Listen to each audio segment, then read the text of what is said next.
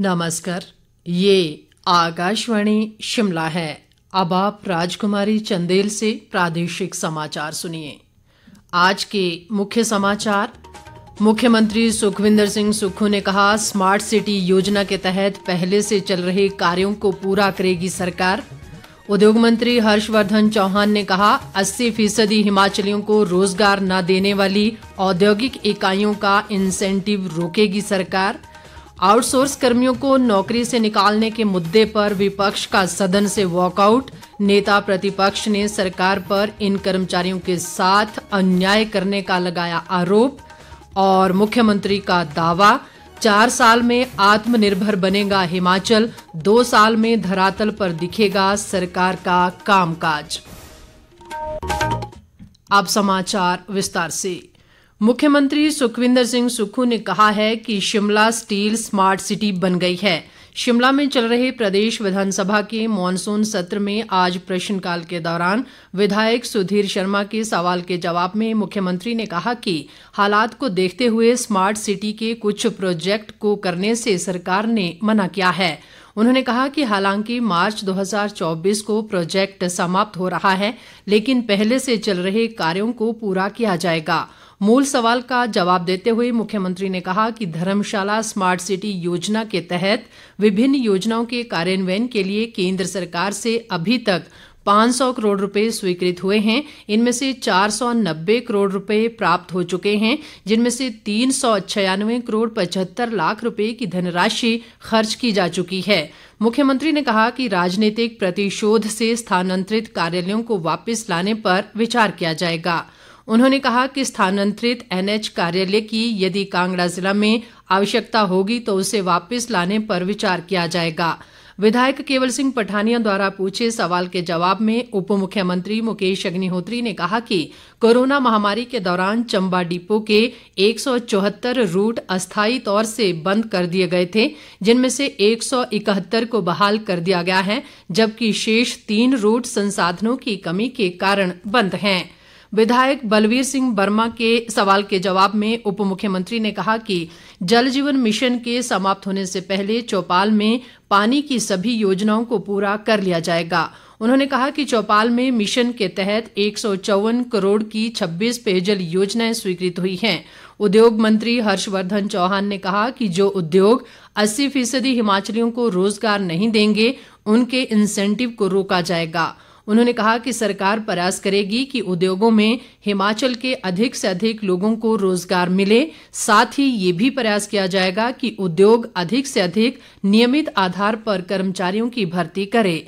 विधायक केएल ठाकुर और इंद्रदत्त लखनपाल के संयुक्त सवाल के जवाब में हर्षवर्धन चौहान ने ये बात कही। उद्योग मंत्री ने कहा कि राज्य में 27,719 औद्योगिक इकाइयां कार्यरत हैं, जिसमें वर्तमान में 2,28,977 कर्मचारी कार्यरत हैं।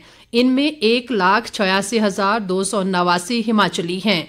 हर्षवर्धन चौहान ने बताया कि प्रदेश में उद्योगों में 81.36% हिमाचली कार्यरत हैं, जबकि बीबीएन औद्योगिक क्षेत्र में स्थापित औद्योगिक इकाइयों में 72.6% हिमाचली कार्यरत हैं। विधायक सुखराम चौधरी ने उद्योगों के बाहर हिमाचलियों व गैर हिमाचलियों की सूची लगाने की मांग की। विधायक यादविंदर गोमा के सवाल के जवाब में ग्रामीण विकास व पंचायती राज मंत्री अनिरुद्ध सिंह ने कहा कि नए पंचायत भवन निर्माण के लिए अब 1 करोड़ 14 लाख रुपए मिलेंगे। पहले ये राशि 33 लाख थी। उन्होंने बताया कि विकास खंड पंचरुखी में विभिन्न श्रेणियों के 20 पद रिक्त हैं, जिन्हें जल्द भरने का प्रयास किया जाएगा। अनिरुद्ध सिंह ने कहा कि विकास खंड पंचरुखी के भवन का निर्माण 1960 में किया गया था और तब से अब तक इसकी मरम्मत के लिए 23 लाख रुपए दिए गए हैं।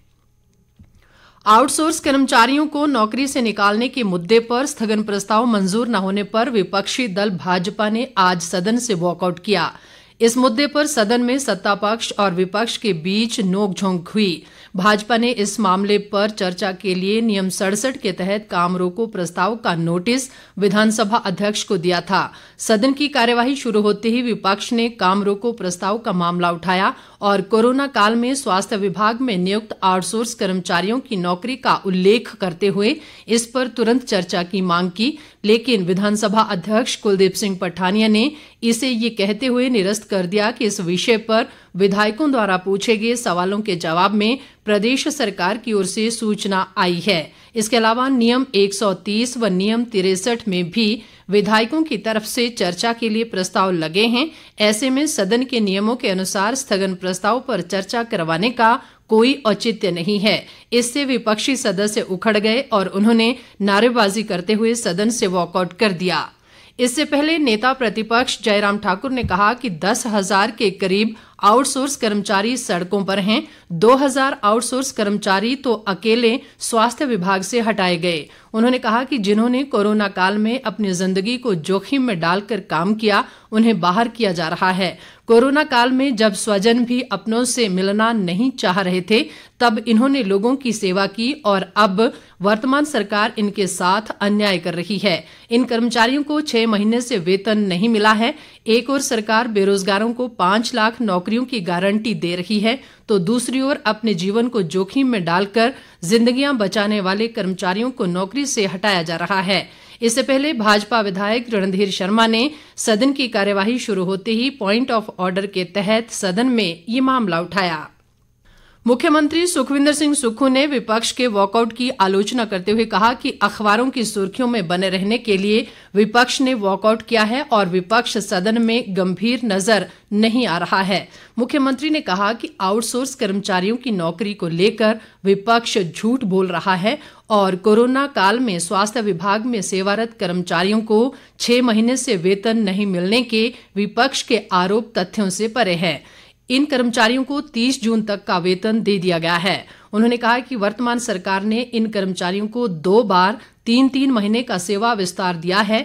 अब तक इन्हें 30 सितंबर तक सेवा विस्तार मिला है। उन्होंने कहा कि इन कर्मचारियों के विस्तार की फाइल वित्त विभाग को गई है। ऐसे कर्मचारियों की लंबित सैलरी भी जल्द जारी कर दी जाएगी। मुख्यमंत्री ने स्पष्ट किया कि जरूरत के हिसाब से ऐसे आउटसोर्स कर्मचारियों को अस्पतालों में रखा जाएगा। मुख्यमंत्री सुखविंदर सिंह सुक्खू ने कहा है कि प्रदेश सरकार जो काम कर रही है वो 2 साल में धरातल पर दिखना शुरू हो जाएगा। उन्होंने कहा कि हिमाचल 4 साल में आत्मनिर्भर हो जाएगा और 10 साल में प्रदेश देश के अन्य सबसे अमीर राज्यों में शामिल होगा। मुख्यमंत्री ने कहा कि युवाओं को स्वरोजगार देने के लिए सरकार ने सोलर पावर प्लांट लगाने की पॉलिसी लाई है, जिसमें युवा अपने घर पर सोलर प्लांट लगाकर अच्छी आमदनी कमा सकता है। उन्होंने कहा कि सोलर पावर प्लांट लगाने के लिए 40% सब्सिडी सरकार दे रही है, जबकि इनमें बनने वाली बिजली भी सरकार 25 साल तक खरीदेगी, जिससे ये प्रोजेक्ट 6 साल में फ्री हो जाएगा। उसके बाद सोलर प्लांट लगाने वाले की आमदनी भी होगी। नियम 130 के तहत लाए गए प्रस्ताव पर जवाब देते हुए मुख्यमंत्री ने कहा कि प्रदेश सरकार क्वालिटी बिजली लोगों को मुहैया हो इसकी व्यवस्था करने जा रही है। उन्होंने कहा कि बिजली की क्वालिटी सही न होने से बच्चों की आंखों पर गलत असर पड़ रहा है। मुख्यमंत्री ने कहा कि लोगों के घरों के ऊपर से गुजरने वाली लाइनों को बदलने के लिए कोई भी प्रावधान नहीं है। अगर किसी ने बिजली की लाइन और खंभा बदलवाना है तो इसकी लागत संबंधित व्यक्ति को देनी होगी। मुख्यमंत्री ने कहा कि सर्दियों में सरकार अक्टूबर से मार्च तक 6 से 7 रुपए प्रति यूनिट बिजली खरीदती है। वहीं सरकार 125 यूनिट बिजली लोगों को निशुल्क भी दे रही है। ऐसे में अगर ये पैसा बचता है तो जो स्टाफ की कमी को दूर किया जा सकता है। उन्होंने कहा कि इसको लेकर सरकार ने लोगों को अपने घरों की छतों पर सोलर प्लांट लगाने का प्लान दिया है, जिसमें वे अपने घरों की बिजली का खर्चा भी उठा सकेंगे और आमदनी भी कमा सकेंगे।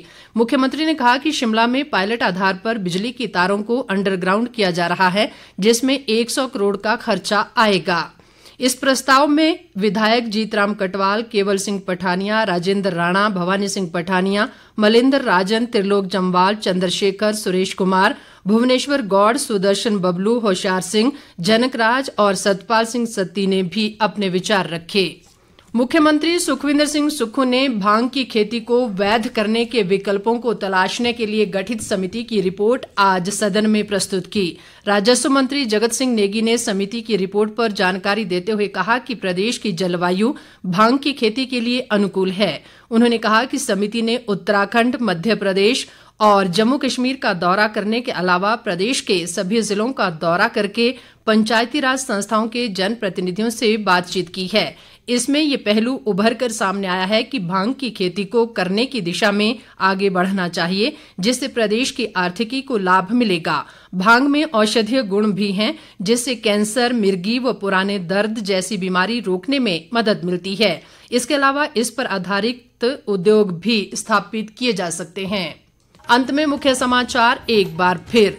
मुख्यमंत्री सुखविंदर सिंह सुक्खू ने कहा, स्मार्ट सिटी योजना के तहत पहले से चल रहे कार्यों को पूरा करेगी सरकार। उद्योग मंत्री हर्षवर्धन चौहान ने कहा, 80% हिमाचलियों को रोजगार न देने वाली औद्योगिक इकाइयों का इंसेंटिव रोकेगी सरकार। आउटसोर्स कर्मियों को नौकरी से निकालने के मुद्दे पर विपक्ष का सदन से वॉकआउट। नेता प्रतिपक्ष ने सरकार पर इन कर्मचारियों के साथ अन्याय करने का लगाया आरोप। और मुख्यमंत्री का दावा, 4 साल में आत्मनिर्भर बनेगा हिमाचल, 2 साल में धरातल पर दिखेगा सरकार का कामकाज। इसके साथ ही ये समाचार बुलेटिन समाप्त हुआ। नमस्कार।